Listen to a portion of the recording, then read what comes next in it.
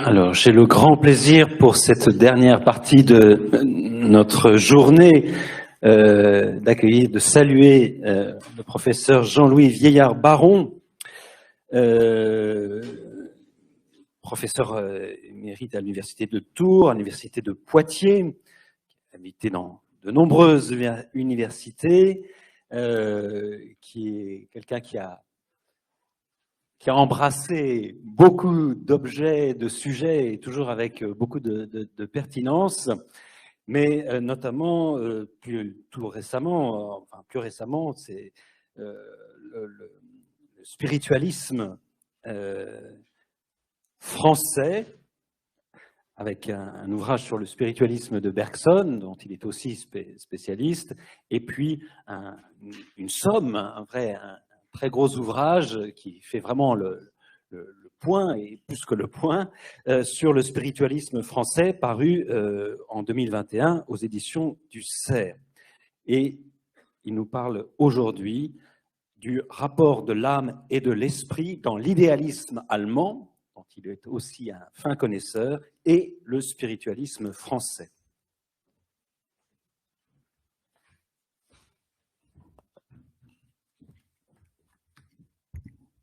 Merci bien pour cette présentation. Je dois dire d'abord, en commençant, que je remercie du fond du cœur les organisateurs de ce colloque sur le problème de l'âme. C'est la première fois qu'un colloque comme cela est organisé, à ma connaissance, depuis au moins 40 ans ou 50 ans. Enfin, j'avais fait un colloque à Tours et Descartes sur le dualisme de l'âme et du corps, mais il n'y avait pas une grande place, évidemment, comme ici, sur le Moyen-Âge. Alors, je crois que nous avons eu les vertus apaisantes de l'érudition, en particulier l'érudition médiévale, qui nous transporte dans un monde dont nous ne voyons plus les petits côtés, nous ne voyons que l'essentiel, et c'est le travail de la mémoire et le travail du temps d'épurer les grandes polémiques qu'il y a eu au Moyen-Âge et qui sont désormais très loin de nous, mais dans un esprit de désintéressement, la collection des sources chrétiennes qui rayonne dans le monde, la collection des sources chrétiennes nous permet d'apprécier mieux tous ces textes dont certains étaient aussi difficiles à trouver. Alors moi, je vais essayer simplement de considérer l'âme dans son élan spirituel depuis Hegel jusqu'à Bergson et éventuellement Lavelle si j'ai le temps. Mais comme le temps est compté, j'essaierai de respecter la distance qui m'est donnée et donc je vais essayer d'être le plus concis possible. Alors l'idée de l'âme, elle est à la base de la philosophie spiritualiste qui ne remonte pas à Descartes, mais qui remonte à Platon.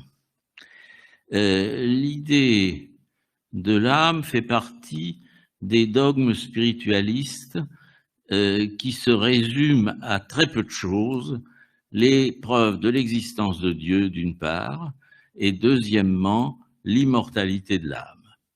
C'est dans le Phédon de Platon qu'on trouve la première réflexion philosophique sur ce problème de l'immortalité, et l'âme est sœur des idées. Elle est syngenes, ce qui implique évidemment une conception théorique de l'idée de l'âme.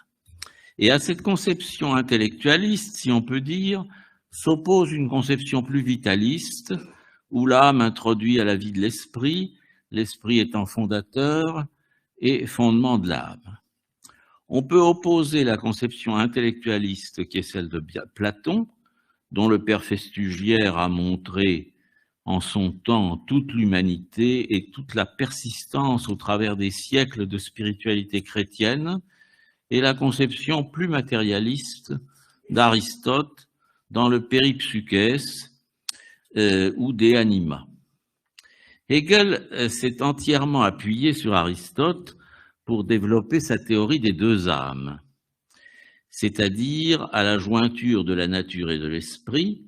Le paragraphe 389 de l'encyclopédie nous montre qu'il y a l'âme animale, qui est âme naturelle, et l'âme humaine, qui est esprit-nature. Donc, Hegel fait de l'âme, en quelque sorte, le symbole de l'idéalisme objectif. Il dit ceci au paragraphe 389, « L'âme n'est pas seulement pour elle-même immatérielle, mais elle est l'immatérialité universelle de la nature, la vie idéale et simple de celle-ci. L'âme est substance, elle est la substance, et ainsi la base absolue de toute particularisation et de toute singularisation de l'esprit, de telle sorte qu'il a ce concept d'âme, il a en lui tout le matériau de la détermination, et que l'âme reste l'identité pénétrante, identique de celle-ci. » Fin de citation. Pour le savoir immédiat, l'âme est seulement animale. Elle est siège de la sensibilité, et de fait, l'animal est sensible comme l'homme, à la différence qu'il n'est pas intelligent ni raisonnable à tout le moins. C'est-à-dire que c'est la raison et non pas la sensibilité qui différencie l'homme et l'animal. L'esprit est donc nécessaire pour que l'âme se réalise au-dessus de la sensation et du sentiment. Et elle apparaît comme singularisation et particularisation de l'esprit, dont elle est l'expression individuelle. Alors je reviendrai sur ce problème de l'individualité, qui est un des problèmes fondamentaux de l'âme. Mais le spiritualisme, de son côté, doit abandonner une idée abstraite de l'âme comme suspendue en l'air. C'est-à-dire qu'il ne suffit pas de dire l'âme est spirituelle, et Bergson a très bien compris le risque de cette conception spirituelle de l'âme séparée. Mettre l'âme à part, c'est tout simplement risquer de la faire considérer comme inexistante. Fin du chapitre 3 de l'évolution créatrice. Je cite, « La philosophie nous introduit dans la vie spirituelle. Elle nous montre en même temps la relation de la vie de l'esprit à celle du corps.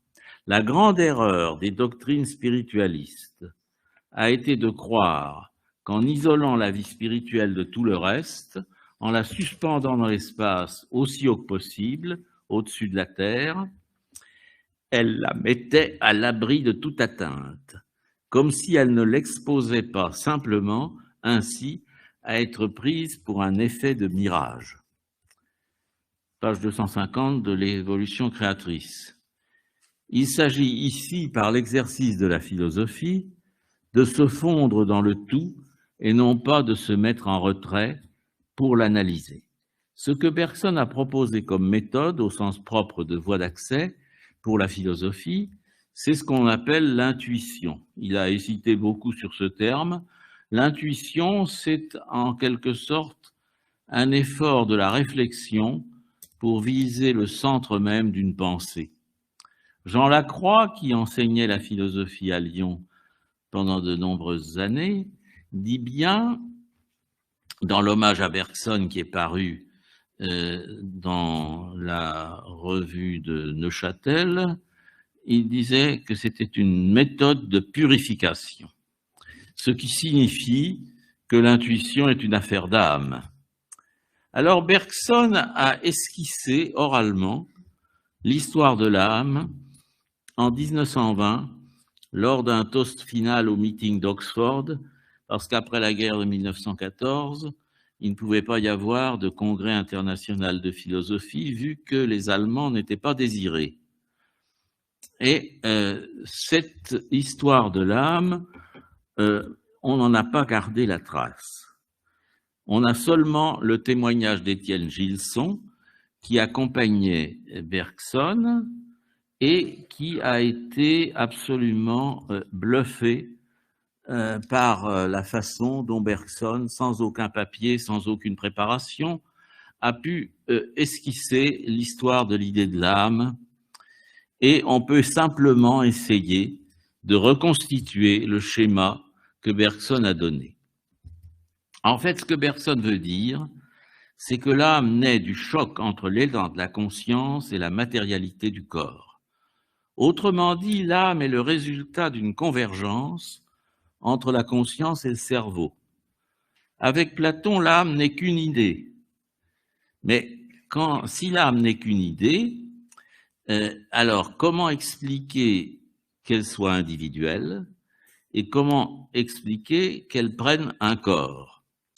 L'individualité est une question que Platon laisse pendante. Et chez Plotin, qui se revendique de Platon, de l'héritage du platonisme, chez Plotin, l'âme sera universelle et n'aura aucune dimension individuelle. Dans le deuxième point, la prise de corps, Platon considère que cette incorporation, c'est une chute, et il l'expose d'une façon magnifique dans le mythe du Phèdre. Donc l'âme, attelage ailée menée par un cocher, tombe dans un corps. Il n'y a pas de raison pour l'individualité, il y a une raison pour l'incorporation. Bon, alors l'incorporation implique en elle-même l'individualité, mais la quête de l'âme, telle que la pratique Platon, elle est essentiellement une catharsis, c'est-à-dire la purification au sens propre de la recherche de la pureté en soi, du pur qui conduit au bien. Les papes bien connus du Phédon ne disent pas autre chose. La parenté de l'âme est avec l'invisible et non pas avec le visible qui la corrompt. Cet ascétisme intransigeant induit la fameuse doctrine soma sema, le corps est un tombeau, et Platon n'est pas ici du tout démonstratif, il est exhortatif. Purifie ton âme de toute influence du corps. Voilà ce que Platon veut dire. Or, nous sommes âme et corps, ce qui implique qu'il ne faut pas séparer l'âme et le corps, et Platon, comprenant ce problème, dit en réalité, c'est l'âme qui doit commander au corps et l'asservir, archein kai despotzein, en 81. Et en ce sens, on peut dire que l'âme est en quelque sorte la part divine de l'homme et qu'elle implique la subordination du corps comme quelque chose de tout à fait légitime. Ce dualisme strict et austère et quelque peu moralisant a choqué Bergson. Bergson dit toute la théorie platonicienne de l'âme n'a pas fait progresser d'un pouce notre connaissance de celle-ci, dans la mesure où elle pose a priori la nécessité d'une séparation radicale entre l'âme et le corps.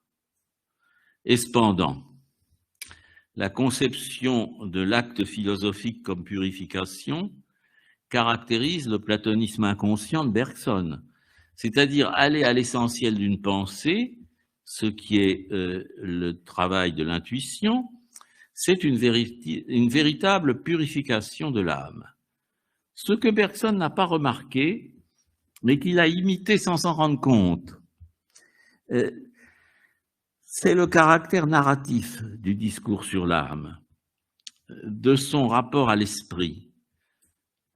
Chez Platon, il y a un beau récit concernant l'âme, et en 1907, dans l'évolution créatrice de Bergson, de même, c'est une narration. Donc, comment se fait-il, nous qui sommes bien en retrait par rapport à la dynamique immédiate de ces textes, comment se fait-il qu'il n'ait pas trouvé moyen de faire autre chose que de raconter l'histoire de l'âme? En fait, je dirais que c'est quelque chose d'essentiel à penser. C'est-à-dire que la narration, qui induit dans la philosophie mystique la forme de ce que Henri Corbin a appelé à propos d'Avicenne le récit visionnaire, c'est chez Platon ce que traduit le terme de destinée approprié à chaque âme dans sa particularité. Alors, destinée traduit ce qui est attribué par le sort, eimarméné. Et en plus, c'est le récit de la mort de Socrate, c'est-à-dire un récit qui contribue, pour finir le dialogue, à nous assurer de l'immortalité de l'âme. À partir de là, beaucoup de questions nouvelles se posent. Et Bergson restera, comme l'a souligné Henri Gouillet, un scientiste. C'est-à-dire que l'idéal de Bergson, c'est que la philosophie soit comme les sciences exactes. Gouillet évoque à ce sujet le souvenir du marchand d'oiseaux qui tenait la boutique rue Lamartine au pied de l'immeuble où naquit Bergson. J'évoquerai pour ma part le marchand d'oiseaux et de graines de toutes sortes près de la place Omonia, en face de l'Académie à Athènes. Il y a ainsi des souvenirs qui renvoient à ce qu'Henri Bergson a nommé des événements de l'âme. Non, excusez-moi, c'est pas Henri Bergson, c'est Henri Corbin. Les souvenirs renvoient à des événements de l'âme. La purification se produit ici par le moyen du souvenir. Et ces différents éléments dont on vient de parler illustrent l'individualité de l'âme. Mais est-ce qu'il la justifie? Comment répond Bergson? Il dit « Le courant de conscience, qui est élan vital, se subdivise, et la subdivision est un des concepts clés de la philosophie bergsonienne. Il se subdivise en de multiples filets et il ne peut pas rester un et unique. Il ne forme pas un bloc impénétrable. Le récit bergsonien est précis et il est explicatif. La vie entière, dit Bergson, est un flot qui monte. Ce flot est conscience, qui implique, par sa nature même, ce que l'essai sur les données immédiates de la conscience a montré dès le départ, à savoir une multiplicité de compénétrations. C'est-à-dire que cette multiplicité de compénétrations, c'est la multiplicité des états de conscience qui ont chacun une individualité relative. L'explication est la suivante.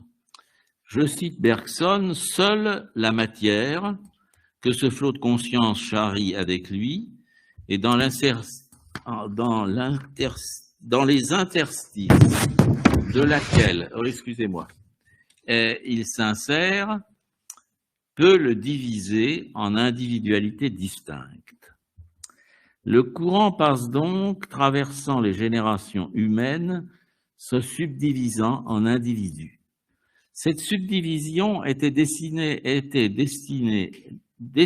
en lui vaguement, mais elle ne se fut pas accusée sans la matière. » Et Bergson termine sa pensée, enfin son texte, en disant « Ainsi se créent sans cesse des âmes qui, cependant, en un certain sens, préexistaient.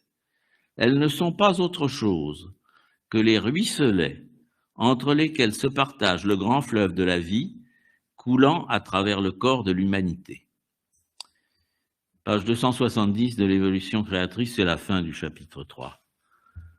Mais cette fin du chapitre 3, Canguilhem a soigneusement évité de la commenter. Dans son très beau texte, qui était un cours pour les agrégatifs, sur le chapitre 3, dont il commente principalement les éléments scientifiques ou de philosophie des sciences.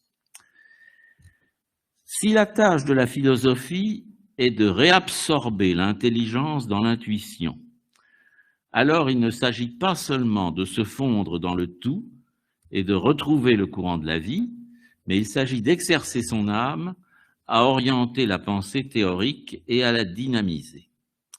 La philosophie de Bergson ne se réduit donc pas à l'énoncé de quelques thèses sur la liberté, la limitation du déterminisme, le primat du mouvement, toute forme étant une coupe transversale opérée par la perception sur la mobilité. En fait, Bergson, très attentif à la nouveauté de la méthode philosophique qu'il propose, s'oriente vers une philosophie de l'âme, plus que de la conscience d'ailleurs, comme mobilité fondamentale de l'être spirituel. C'est ainsi qu'on peut comprendre l'idée d'un supplément d'âme dont on a fait tellement de caricatures, y compris ici même, en commençant ce colloque. Parce que le supplément d'âme, c'est pas simplement une compensation à l'univers technique, à l'élargissement du corps de l'humanité par tous les moyens que la technique propose. C'est simplement l'affirmation que l'âme a des degrés et que elle peut progresser en quelque sorte en intensité, en qualité. C'est en ce sens-là que je retrouverai, d'une certaine façon, ce que Henri Corbin a trouvé dans la mystique visionnaire, dans la philosophie mystique de l'Iran, avec Sohravardi et avec l'idée dont je vous disais un mot tout à l'heure de l'événement de l'âme. Donc, l'âme est susceptible d'une histoire.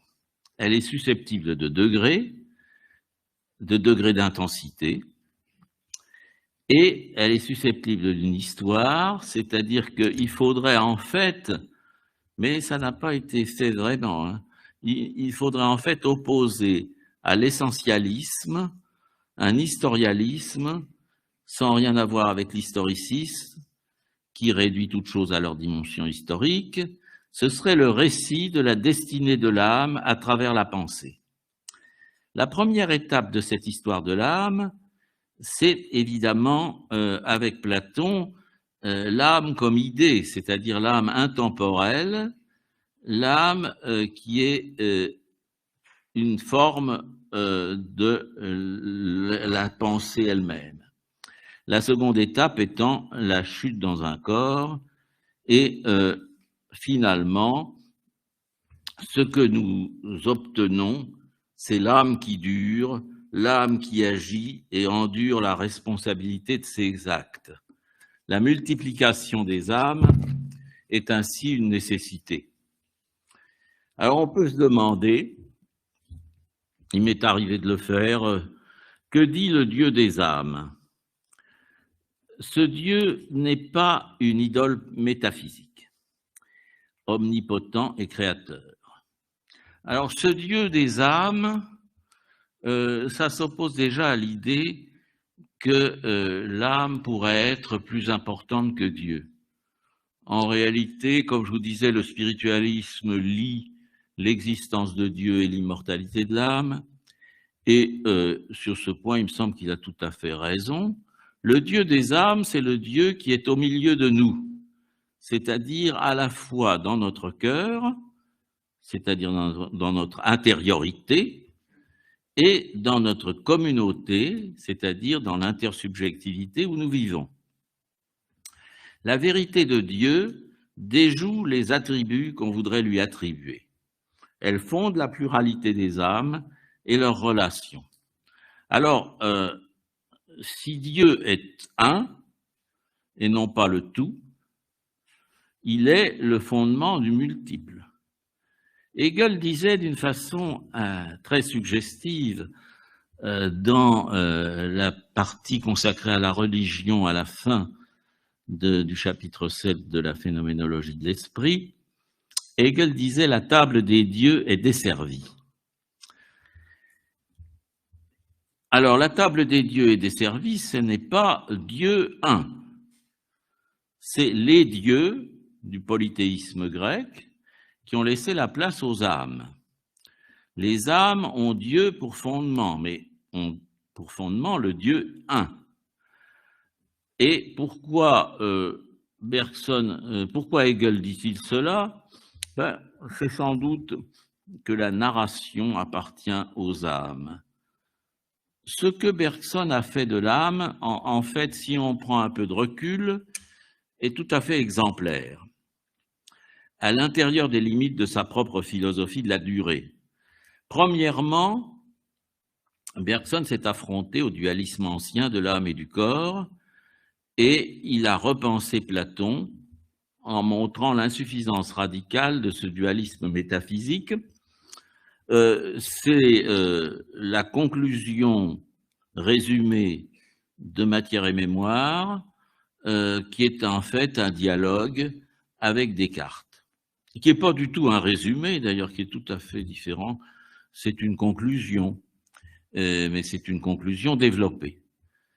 Et puis, d'autre part, Bergson s'est attaqué au problème de la spiritualité et de la multiplicité des âmes, comme je viens de vous le montrer, dans l'évolution créatrice.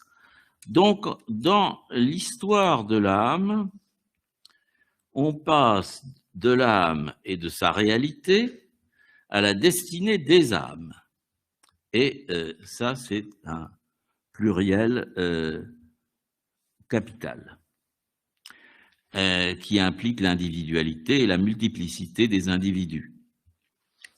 C'est une chose qu'on peut retrouver, si on cherche un peu, chez Lavelle, dans De l'âme humaine, le gros traité qui est paru en 1951, l'année même de la mort du philosophe.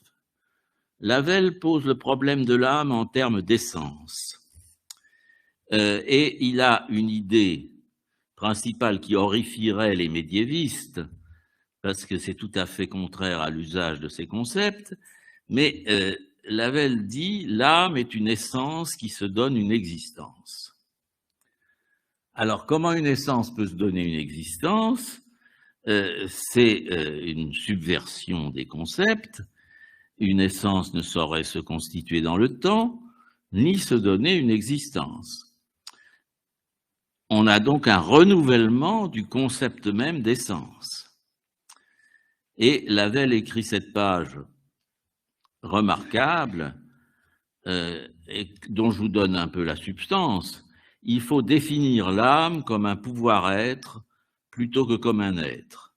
Ou plutôt, il faut dire que l'âme est l'être d'un pouvoir-être.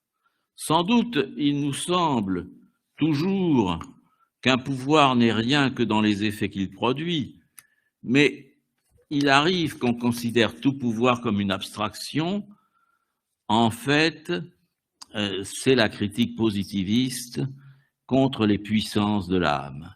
Bergson lui-même renouvelle cette critique en voulant que le possible cache toujours une démarche régressive par laquelle nous remontons sans cesse de l'être réalisé à un être potentiel qui l'aurait précédé, mais qui, en se réalisant, nous dissimulerait jusqu'à un certain point le caractère créateur de la durée.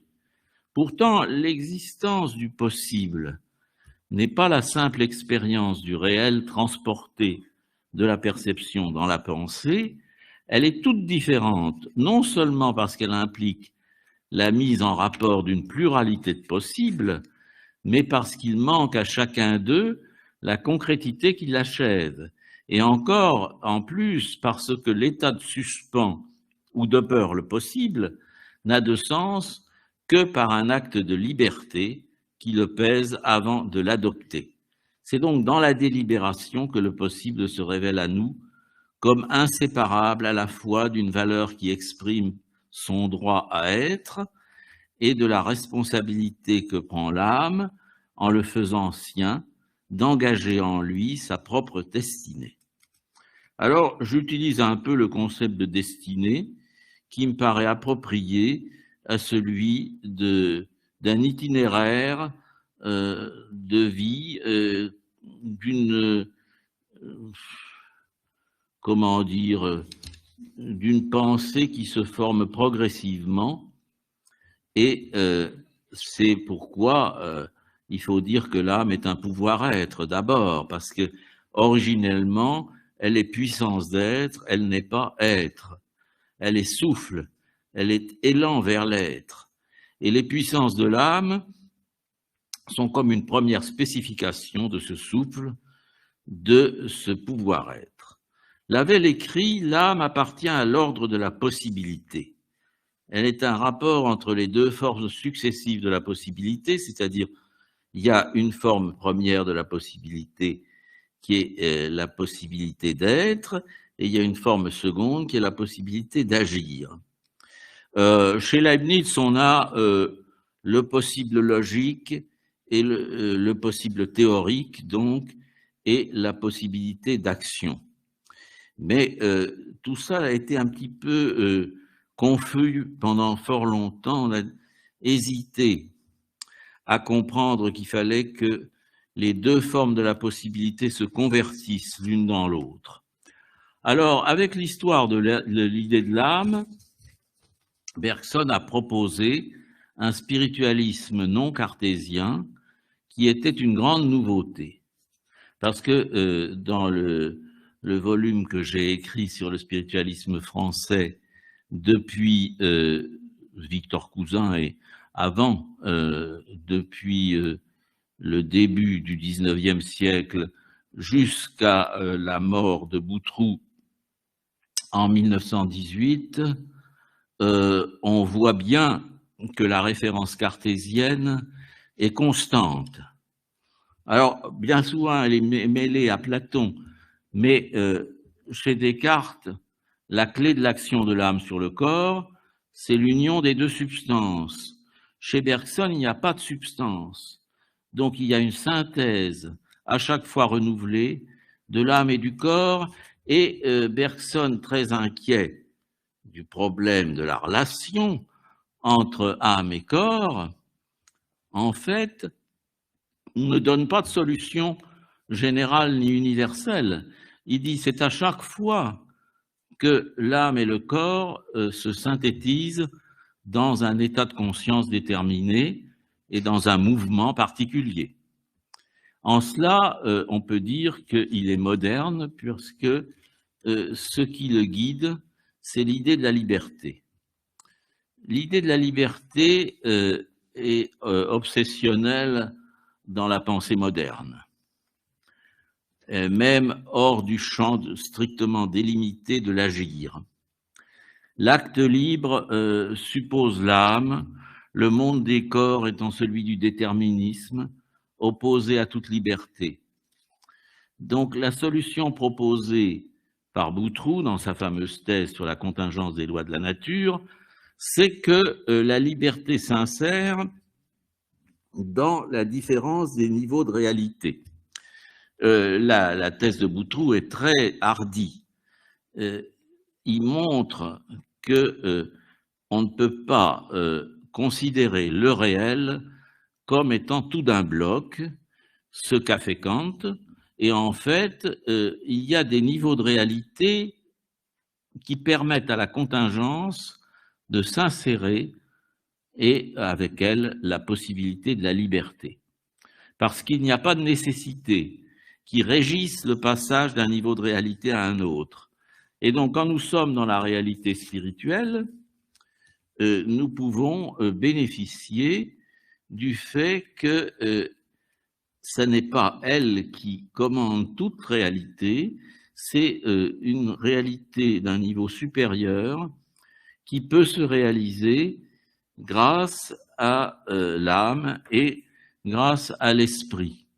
Je pense que j'ai achevé mon temps, donc je voudrais vous remercier de votre écoute et je me tiens à votre disposition si vous avez des questions sur cet exposé dont bien des aspects restent énigmatiques.